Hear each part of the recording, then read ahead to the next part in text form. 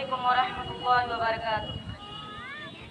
आदरणीय अतिथि महोदय, आदरणीय प्रधानाचार्य जी, सभी अध्यापकगण, अभिभावक और मेरे प्यारे दोस्तों, जैसे कि आप सभी जानते हैं कि आज हम यहाँ पर अपने देश का 76वां स्वतंत्रता दिवस मनाने के उपलक्ष्य में एकत्रित हुए हैं।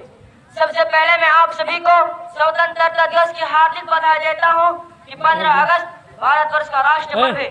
भारत देश और 1857 से 1947 तक स्वतंत्रता संग्राम लड़ने की पश्चात ब्रिटिश शासन से 15 अगस्त और 1947 को आजाद हुआ और एक स्वतंत्र राष्ट्र बना।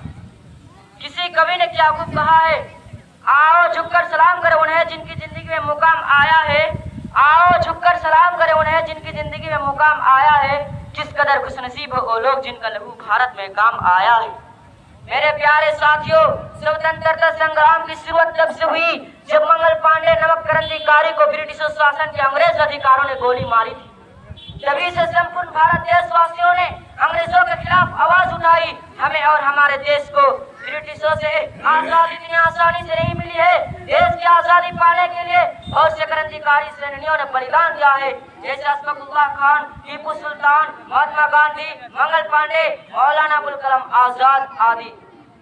15 अगस्त 1947 को भारत के इतिहास में स्वर्ण अक्षरों में लिखा गया है कि 15 अगस्त भारतवर्ष का गर्व और सौभाग्य दिवस है।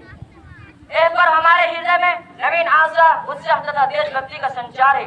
आखिर में जाते जाते बस इतना ही कहना चाहूंगा कि भूल ना जाना भारत माँ के संपूतों का बलिदान, भूल ना जाना भारत माँ के संपूतों का बलिदान। इस दिन के लिए जो हुए हंसकर कुर्बान, आजादी की खुशियां मना कर लो सभी एक ही, बनाएंगे देश भारत का और भी महान।